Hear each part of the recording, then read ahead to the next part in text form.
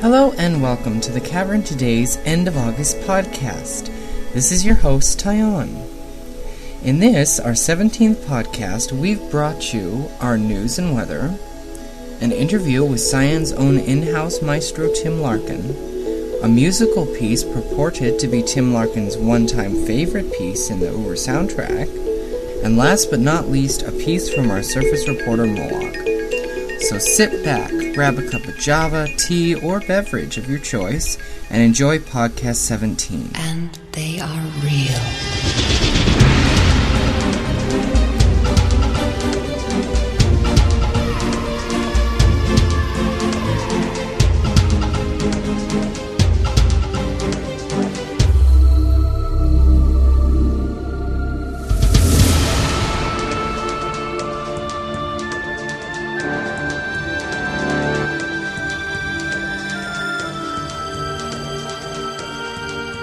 And now, on to weather with Dalkin Starbine. This is Dalkin Starbine with your weather report. Today, in Spokane, Washington, it is sunny with a high of 88 degrees.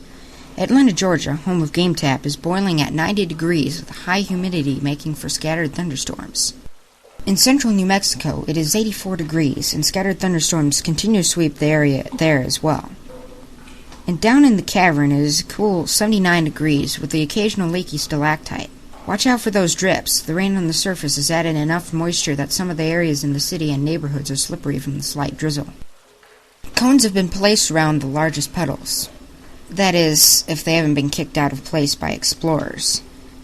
Well, that concludes our weather report for today. Thank you, Dalkin. Now, without further ado, I give you Janathus with a special guest today.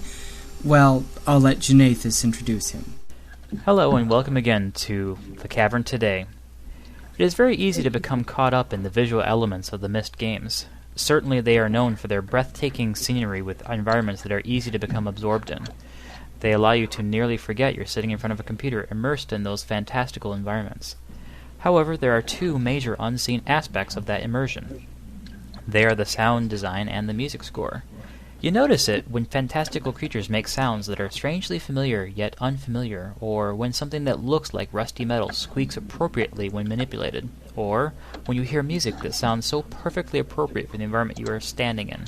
It is those elements that finalize your immersion in the Myst experience.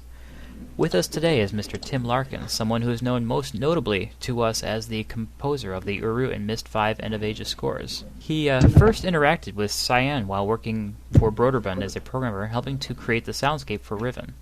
Welcome, Tim. Great to have you with us. Thanks for having me. So, Tim, you started with music as young as age 4 with the piano, adding trumpet to your repertoire in the 4th grade, majoring in music in college, which eventually led to you performing live as a trumpet player. How did you end up working at Broderbund? Well, I'd been out of college. I had been playing and composing in the Bay Area for quite some time after college, after going on the road for several years and coming back. And I had a company that I had put together with a friend of mine that was specifically, the idea was to do composing for jingles and TV, that type of thing. And I think we'd done one television theme and one commercial when we decided to get into the interactive media, which was just getting hot at the time. The CD-ROM drives were exploding onto the scene, and there was all this interactive content that almost all of it had music to. So we thought, man, we got to get involved in this. So we opened up the phone book and looked for software companies in the area, and the first one under B happened to be Broderbund. So we called them up, and they actually started us out as contractors, and within several months we were both working there as composers. So, do you think that would work today? If you No, it was a lot different. The whole CD-ROM industry, the game industry, was different. It was at the time it was just exploding. I mean, there was and partly in fact it was due to Myst. I mean, everybody was trying to make another Myst or have the success that they saw that Myst was providing, and so literally across the street from Broderbund was another company. I think it was Mindscape, and just down the street from there was another developer, and then closer, Broderbund was in Novato in the Bay Area, and then if you went into San Rafael, there was another half dozen companies, and then in San Francisco there was probably another 10 or 20 more. Yeah, there's So a lot there of was small firms that either got eaten up by the bigger companies or just disappeared over There was a time. lot of both. I mean, eventually, I mean, the whole CD-ROM industry went through an interesting shakedown in the mid to late, probably late '90s, where a lot of those smaller developers just, there was such a glut of games on the market due to the fact that everybody was doing it, that a lot of them went under. They just couldn't keep up with the price points. But again, if you tried to do that again today, it's not the same. The industry is a lot tougher to get into. There's a lot more people making games. There's a lot more people trying to get into it. There's a lot of people that have grown up with it, since they were kids, growing up with computers and trying to and are very familiar with how they work. And so there's kids now that are 17, 18, 19 that are getting into the industry. When I was 17, 18, 19, I was in college. I was playing my trumpet. I had no interest in computers. I didn't know much about them at all, or didn't even use them at the time. There's also the genres have kind of moved on, unfortunately. Well, the genres as well. I mean, that's a whole different subject. But yeah, the adventure game genre is definitely different today than it was 12, 13 years ago. There's no doubt. And there's also the consideration that I think a lot of this fizzled out somewhere around the .com bust era. Correct.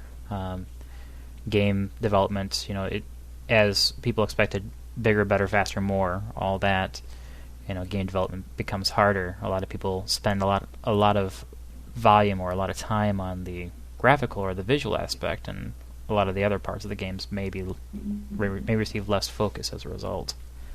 Yeah, I think so. That was partly true throughout the development over the last, I think, 10 or 12 years, where definitely graphics took the lead development-wise. I mean, everybody wanted to see more. They wanted more eye candy. But I also believe that had it not been supported by the continuing development of audio behind that, increased resolution, more channels, just better ways of implementing audio, I think that there would have been an outcry there as well. I think we've been lucky. We have been fortunate enough to keep up with the graphics because of the advances in computer technology and development technology. Yeah, I think I saw you mention that somewhere where you said that in some of the older games you could have music or you could have sound effect. You couldn't have both, and so you had to. I'm not sure I said that, but even in when I was doing Riven, I think I might be wrong in this, but I think we were only allowed 4 channels of audio at the time, which would that's mean, what it was. It was a limited channel, so you couldn't Right. actually. Oh yeah, in the beginning, I mean, Myst was done, I think, on 2 channels, and then Riven, I think we had the luxury of doing 4, and I think we had 90 megs of disk space we were allowed that we could actually load onto the drive, and so. As a result, you had to make a lot of choices and how you would mix the ambience into the sound effects, and how you would, whether or not you'd use a stereo sound effect or a mono sound effect, and how, if they crossed over, how you would deal with the actual priorities of the sound. There's a lot of things that you actually had to do much differently back then because we just didn't have the options that we have now. Do you find that since you're in-house now with Cyan that you have an influence over the project? We need a little more emphasis on sound here, or anything like that. Do you have any kind of say like that? Well, I sure try. It doesn't always happen that way, but it's Cyan. Unfortunately, I'm the only audio guy here at this point. I do all the sound and all the music creation, and then there's another guy that will help out with the implementation of the sound into the game. But so I definitely try to have a voice, and at times when we're developing certain parts of the engine, I have a say into that as far as what we would like to have or what we need. So yeah, I mean, I know they're very aware of the fact that their audio requires time and attention. Well, it actually turned out to be a harder task formulating an interview for you than I originally expected. For example, during my internet search, having seen you in a few places pictured over a piano or holding a trumpet, I was surprised to discover that it wasn't until you came on board with Uru's development, at that point called Dirt or Dunning in Real Time, that you were actually working on the music. And I was under the impression you always did both sound design and music composition as part of your career in game development. I didn't realize that it wasn't both at the same time. Well, actually, it has been both at the same time since I started, for the most part. there's times when I'll work on a certain game where I'm only doing sound design, or there's a certain game that I've done where I've only done the music. But generally, as far as here at Cyan, anyway, since I started working on Uru, I did the sound design and the music. When I was working on Riven, I was actually hired as a composer at Broderbund. And when they hired me, when I went in for the interview, they said, "Oh, by the way, do you mind doing sound design as well?" And I didn't know much about it, but I said, "Yeah, sure, that's no problem." And I basically learned sound design on the job at Broderbund. But my whole career there, I was most often what you would be the sound lead on a game, and that meant that you were in charge of composing and sound design. Now, there'd be other people that would work with you on the game, but in general, you're always doing both. When I was on Riven, it just so happened that I was under the understanding that Robin was going to do the music for Riven, so it was not really an issue unless he didn't have time, and thought that, well, maybe I might do some music on Riven, but it ended up where he did it all and did have the time. But so that's why at that point it was only sound design on Riven. But when I came up here, I actually came up here to be essentially what we called the audio director, and initially was just going to do sound design even on Dirt, until I sat down with Rand in my office one day, and he just said, "Well, do you do music as well?" And I said, "Yeah." And he said, "Okay." So I started doing music from that point on for Uru as well. You kind of gave me the answer to this question, but can you share some of your history working in the interactive multimedia market up to and including how you became a permanent part of Cyan? Well, I was working at Broderbund again, and I was hired there just as Myst had really started to make its mark. And I was working on a bunch of kids' games there. I worked on everything from the Carmen Sandiego series to a game called Playroom and Treehouse, and another one called War Breeds, and I worked on later on some of the Prince of Persia stuff that they did. So I had worked on a gamut of games there, but for the majority of them were kids' games, and they started to make noise about making the sequel to Myst, and so I got around to playing what I could of Myst. I actually never got off the island in the beginning, but really enjoyed the aesthetic and enjoyed the abstract ambient feel to it. So I started talking to the producer at Broderbund. His name was Dennis Leahy, who was working with Cyan on Riven, and said, "Hey, this is something that I'm really interested in. Can you talk to those guys and see if you can get me on?" So he did, and him and I were really good friends. We'd worked on a lot of projects before together. So a few other sound designers at Broderbund as well were interested in doing Riven, because it was obviously the huge thing at the time. And so we all kind of did little auditions with submitting demos or whatever. And I think we did, the first audition was a movie. It was the elevator that comes down on, I think it's Temple Island. So we had a movie of that, and a bunch of people did sound to it. And I submitted that and ended up talking to Robin about it, and ended up getting the job as a sound designer from Broderbund to do the sound design on Riven. So that's how that came about. And then from that point, after Riven was actually shipped and completed, I went on to work at Sierra Online, just outside of Yosemite, on the Middle Earth project. It was going to be it was Middle Earth Online. And that went through a few iterations as well, and actually I never finished up on that one because they had some problems with development teams and so forth. But at the time that they were starting to go through some of the major reshaping of the teams, I decided that it was time to get more involved with what was going on here at Cyan, and spoke with Tony Fryman about it, and we decided that it was best that I move up here and actually start working on Dirt pretty much full time, and that was back in 1999. So at that point they didn't have anyone doing what you were doing? No, I was working freelance actually at the time on Dirt from where I was living outside of Yosemite. Okay. So I was beginning, work on it, and it just made sense to get more involved as the engine was being developed, and a lot of stuff was going on that it would help to have somebody that would represent audio here on site. That's good. In your game credits, there are such notables such as Middle Earth, The Incredibles, Lord of the Rings, and Robota. Can you give us some examples of how these other projects and working with other companies compare with Cyan, Myst, and Uru? I think that with every different company that you work for and every different game, it's a different experience. Some of them are, everything from a shooter to an adventure game to a strategy game. So every experience is totally different. Here at Cyan, I think it's different because I interact on a day-to-day basis for the most part. I know what's going on design-wise. I know what's going on with the art.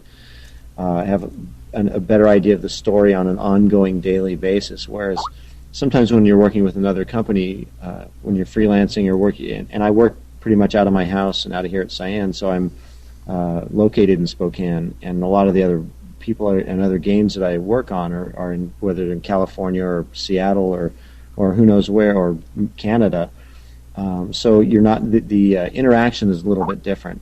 They'll generally ask you if it's a music job that I'm doing. They'll ask you for a certain style of music, and you kind of write what you're asked to write instead of what you're seeing develop and writing on a day-to-day basis, where you may see a scene or a story or a theme or character that really requires something. You're not always privy to all the very detailed information. I mean, often you are, but often you aren't as well. So the main it's a big difference being on site as to being a freelancer. I wouldn't say one is more or less effective than the other, because I think that if you have a good lines of communication open with whatever producer, directors you're working with, that you can end up with just as good of a product. I think that you're just less dependent upon that when you're in-house. You have the kind of job that telecommuting is okay with. Yeah, I do, fortunately. And I wouldn't have it any other way. I mean, I love where I live, and it's a great area, and I have no desire to be down in L.A. or anywhere like that anytime soon. So, you've gone on to record to say that your favorite instrument is the Armenian duduk flute, and I've seen in a write-up that you try to incorporate it as much as possible into your work. Can you go into more detail about that flute and the other instruments that you favor? Oh, the duduk is just a beautiful sounding instrument if it's played right. And there's a lot of great duduk players out, or several, I should say. I wouldn't say a lot. It's actually a rare instrument, but there's several really good duduk players out there, and each one sounds very different. So stylistically, there's a lot of places you can actually bring a duduk where it's not normally heard. The reason I think I started using it to begin with was because of the solo instrument in Riven, which was, I believe it was played in Gen's theme, that Robin used a synthesizer called a Yamaha VL1 with breath control that gave it had a very organic feel for a synthesizer. And there was an instrument that I believe Gen played called the Moral Oboe that looks a lot like a duduk, and it's similar to what I think that instrument would have sounded like. And that's why I tried to sort of, as a departure point from what had been done in Riven, I began to use the duduk as a result of that. And I've used it several times in Uru, and also I used it in Myst 5. And I just like the sound of the instrument. It's exotic, it's different, and it's at the time I started using it, it was still pretty rare. I've heard it in a lot of film scores since. I mean, it's definitely gaining in popularity, so it's heard a lot more than it was at the time I started. But I like trying to incorporate any type of ethnic instrument or something that you just don't normally hear, and try using it in a little bit of a setting that's a little bit different than you would normally expect. So, with my next question, I must first add the preface that I enjoy all the music in relation to the Myst games. In the other Myst games, by that I mean those not developed by Cyan, I would characterize the soundtracks as sounding more like movie scores than Myst music. The Cyan-developed Myst and Uru games have this musical approach that seems to almost say that these sounds are what the environment would sound like if it were given a voice. How do you normally shape the themes for the Uru environments, and are you at all affected by the previous Myst projects by Cyan or input from others involved in the development process? Well, I think the first two games, Myst and Riven from Cyan, actually did influence where I started with the music from Uru. I realized that there was a common thread of the Dunny culture that ran through Uru. Although it's not a Myst game per se, it still has a lot of the same storyline and a lot of the same elements. So I decided to start with at least using that music as a departure point. I'm really fond of the abstract, ethnic type feel of music, and I should say maybe not as ethnic, but the abstract ambient type feel that Robin went with. And so I started there, and kind of depending on the situations in the story, I wanted things to be different than that. I didn't want it to be the same as a Myst game. I wanted to go different places and take advantage of the different feel of the game of Uru than the game of Myst. A good example is when you start out in the cleft in the beginning of Uru, and it's a southwestern guitar feel, which you'd never find in a Myst game. but yet I think it was very appropriate for the time and place where it takes place. And that was a blast. I mean, that's one of the real luxuries we have with this game, is there's just so many different possibilities. With Myst, you're stuck a little bit more in a timeline and a little bit more of a certain feel that's been established. In the Myst 5 game that I scored, I had a little more restrictions upon me that I'd placed myself, but there was also the restrictions of there's a lot of voiceover that was done, a lot of speeches that I underscored. And trying to keep in line with the atmosphere and the feel of Myst, and also score the emotion was a lot tougher than the more open-ended Uru that I'm able to work on now. So as far as input from others, I think that nobody has come up to me and said, Tim, we really need this style of music or this instrument or this palette or this whatever for any age or even in any place. I think that everybody has ideas. It's just I think that generally what I'll do is I'll walk through an age as it's being created and start to get a feel for what it should sound like, and whether that's sound design and ambience, or whether it's music and where I think that it needs it. And there'll maybe an occasional time when someone else will say, it'd be really cool to have some music at this spot when this happens or whatever. But for the most part, it's just decisions I make the decisions based on what I feel walking through it. And generally, after I'm done, I'll get Rand in here and we'll sit down, and he may have a suggestion or two about something that he'd like to hear, or more or less of, or whatever. But it's generally at that point it's pretty close to being done. Well, I always imagined it like Rand walking into you. Okay, we have this age mapped out, and we want it to be like this. Can you do a sound like this? That's the way I always pictured it happening, actually. It's probably the exact opposite. I mean, one of the really great things about working here, and the luxuries about working here, is the autonomy that I think most of the people are given. And I think Rand understands everybody's creative strengths, and I think he lets them express them how they feel best. And then obviously he's going to guide the overall process, but for the most part, I think it's the trust that he has in the people that he hires that is one of his great strengths. Well, I've read that your favorite Uru piece is Beyond Gira. Is that true? Well, I don't know if that is my favorite. I mean, I don't really have a favorite. I think it's kind of what I'm working on at the time. I like that piece a lot. I mean, the way it came out, it just it came out very easily, and I like the space in that piece. I like the way that it ended up. I like the way it ended up. I mean, it did. It's one of those things when you start a piece, you never know exactly how it's going to finish, and the way that one came out, it just works for me. So I really enjoy the way that one ended up. It's one of my favorites. I'm familiar with it from the soundtrack, but not necessarily from the game. The same is true of the track Badlands, which I've also seen used for, I believe, the early Real Myst trailer. Can you give us a hint as whether or not these pieces will find themselves nestled into an interactive medium sometime in the future? Anything's possible. I don't know. It might not. I'm trying to talk my way out of a corner here. Well, some of the soundtrack, or actually very little of the soundtrack, actually I think it's only the two pieces I've just mentioned, seem possibly written with plans in mind that either didn't come to fruition or didn't come to fruition yet. And we're just looking for a hint, possibly. There's actually several pieces on the Uru soundtrack that were written. I mean, I think everything on there was written with something in mind, or if not something in mind for a particular place. And I think through the soundtrack there may be actually 4 or 5 pieces that aren't, I don't know the exact number, but there might at least 4 pieces that aren't used in the game at this point. Your piece, the Kaddish Gallery theme, has been used for that Munich movie trailer. Mm-hmm. How did that play out? How did that happen?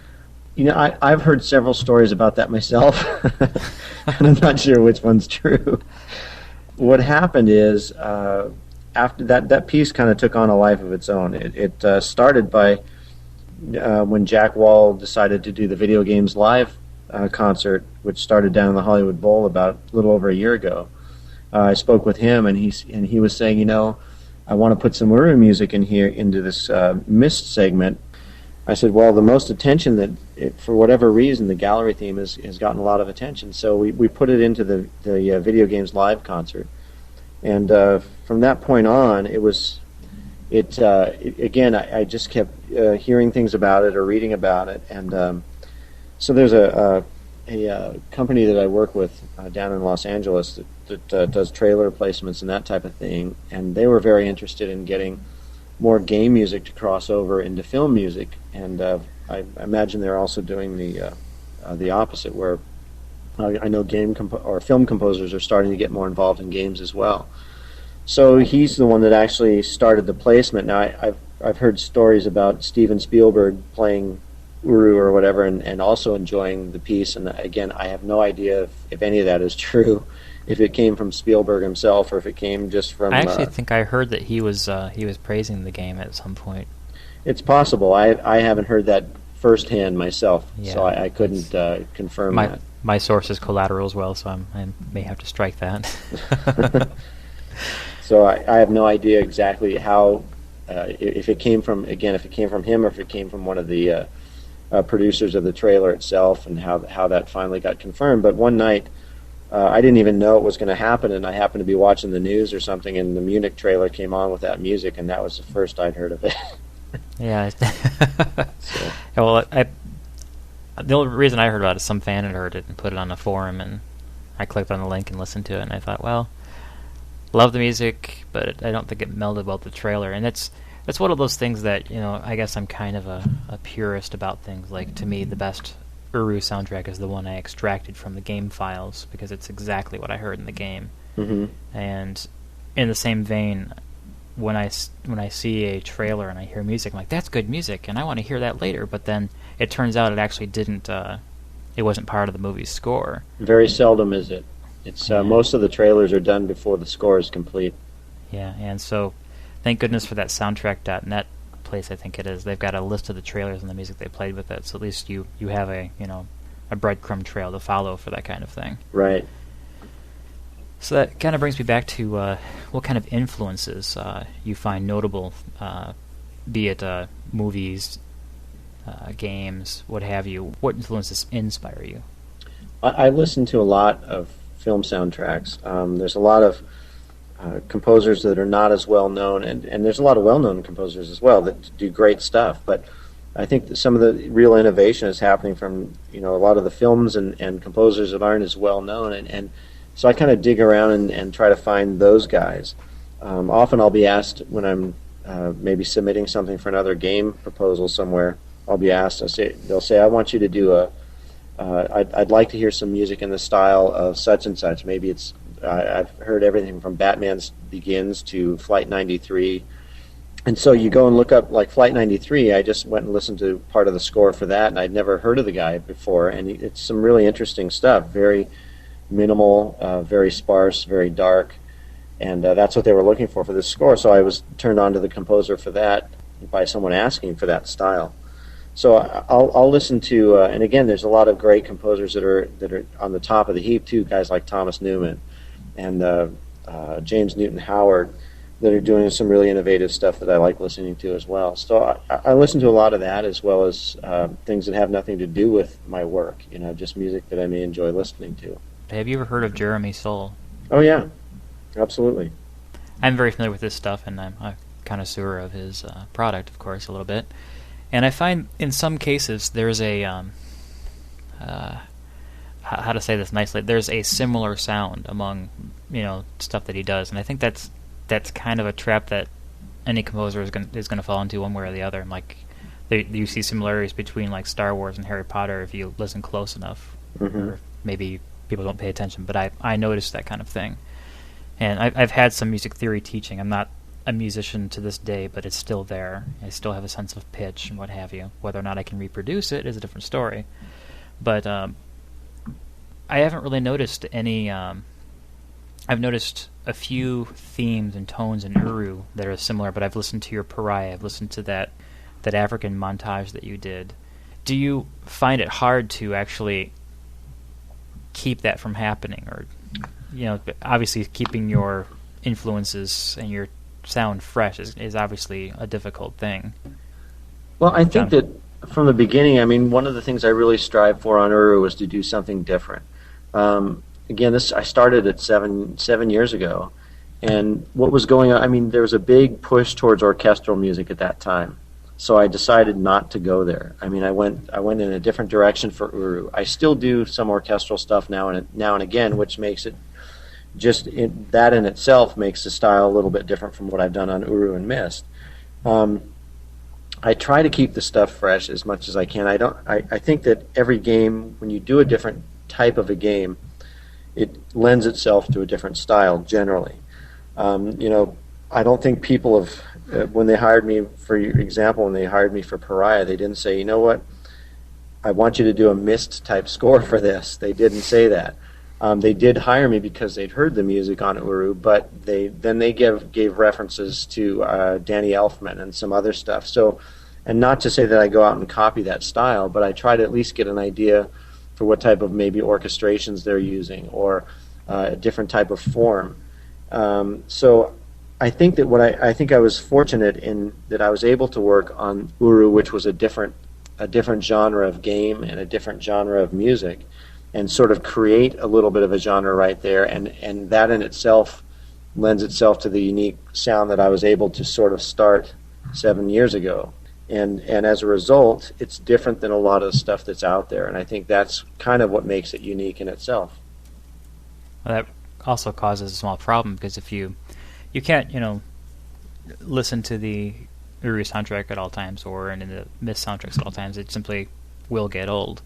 And so you're like, okay, now I want something more, I want something else, something in this kind of field, and that's where, connoisseurs of soundtracks kind of get stuck, because you don't actually know what the popular media that sounds similar to that is. You're always a little lost there. So what's your question? I was just making a statement. Okay. Well, you're right. It's I don't know what's next for what I'm going to do in Uru. I have no idea. I mean, hopefully just every age, every story, every element that goes into the game inspires a new thought, a new idea, a new feel. And that's, I kind of count on that a little bit myself. I mean, I remember seeing Kadish for the first time and just almost automatically feeling this expanse type sound, and it didn't take long to come up with the vault music, or not necessarily the vault music, but the ambient music that happens once you get through it. And which is not the gallery theme, but I'm talking about the ambient music for it. Yeah, the so those type of places, and whether it's a palette of colors or a set of elements in the game or in the environment, those are what set off the feelings and emotions that hopefully keep you fresh. Are you perpetually walking around with a notebook to jot down little things as you? No, I don't do that. I don't do that anymore. I used to. I do have something that's very cool. I just got from M Audio. I got this. They sent me a micro track, which is a portable recorder, which I've always had for doing sound design work, but it was much bulkier. This is about the size of an iPod now, and so I use that. I bring that with me everywhere I go now, and for sound design, it's great, because I was walking up the hill to my house the other day, and there was some great sounding cicadas type of ambient sound going on in the grass, blowing and whatever, so I recorded that. I just happened to be there, and at the right time and the right moment got a great recording of it, and you'll probably hear that in the game sometime soon, I'm sure. That's great. Well, at this point I'm out of questions, so it's your opportunity to say anything you'd like to share with the fans that I maybe haven't managed to cover in my interview questions. I think we've covered a lot. I'm not sure there's anything I'm allowed to say. I will say it's a great community, and everybody here at Cyan sure appreciates the support. And I don't know if you've heard much about what Mysterium and so forth over the last week or two. And I mean, it was just a great outpouring of support from the fans, and it was a great gathering here at Cyan, and it's just a really wonderful thing to have fans like that. Well, before we go, I want to thank JW for making it possible for me to prepare this interview appropriately. He did a great deal of research so that I could do the write-up and still keep up on my schoolwork, because I've been writing a paper all weekend. I owe him a lot more than thanks. And finally, Seeing all the awards from PC Gamer, GameSpot, Game Industry News all praising your work with Uru, Myst 5, and Cyan, I'm sure you don't need me to tell you that your work is both appreciated and enjoyed. However, I still feel compelled to say that we do indeed enjoy your work a great deal. If music truly has the power to carry one directly into the mental state of the composer, then it's been a pleasure to enjoy that state both verbally today and non-verbally through your music. I thank you for most graciously joining us today. We wish you the best in the future endeavors, both in Uru Live and the various other projects you may undertake. It's my pleasure. Thank you. And we hope to see you again. And this is Janathus for The Cavern Today, signing off. And it wouldn't be a podcast without a musical gateway. Today we have for you Beyond Gira. Enjoy!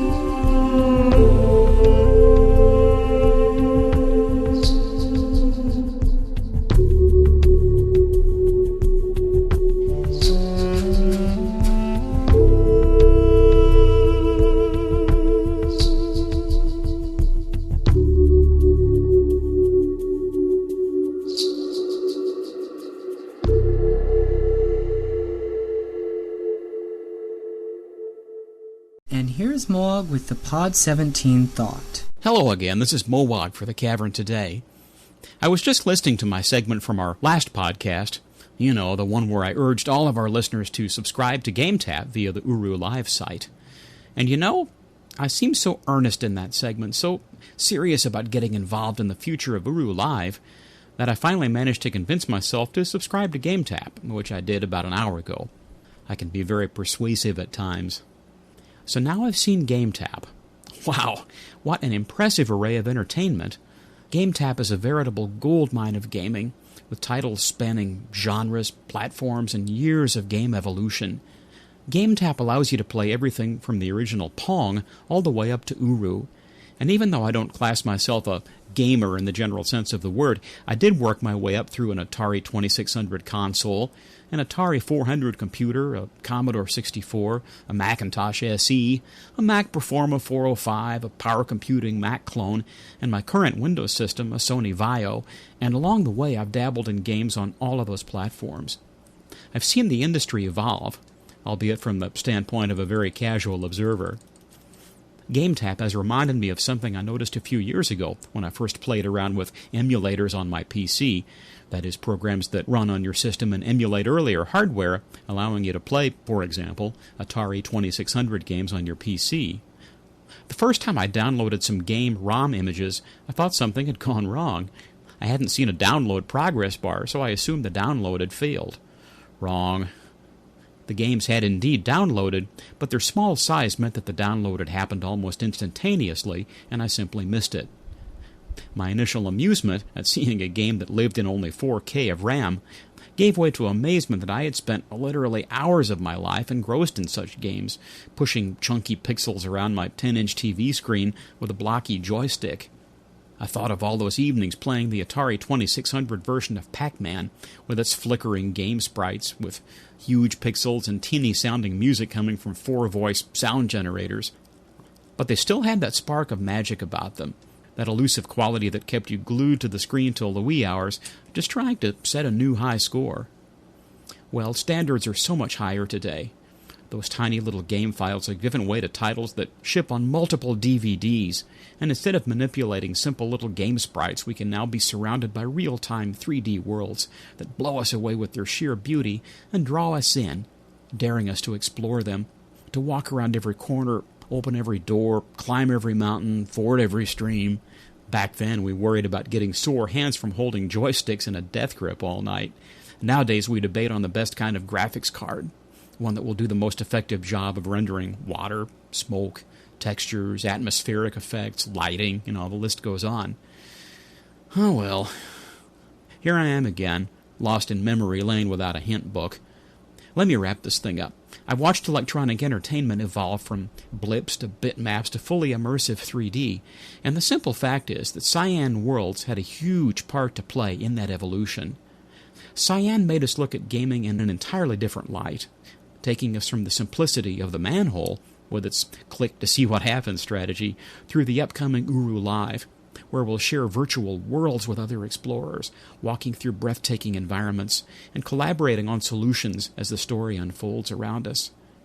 I'm very grateful to GameTap for sharing Cyan's vision, and for being adventurous enough to take on Uru and rescue it from an undeserved demise.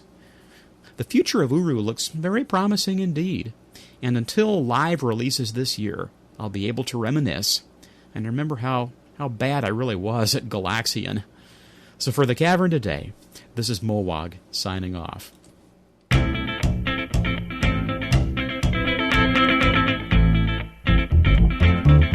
That's it for Podcast 17. A special thanks to Tim Larkin for joining us today. Also, Janathus wanted to thank JW again for lending a helping hand with the research. For more information, please visit our website at www.thecaverntoday.com, where you'll find links to Shortwave, CCN Central, Lakewater, information on staff, previous podcasts that you might want to listen to, and our forum, where we would love to hear from any and all of our listeners. Suggestions, comments, conversation are all welcome. Well, this is Tyon saying Shara B'Shem until next time.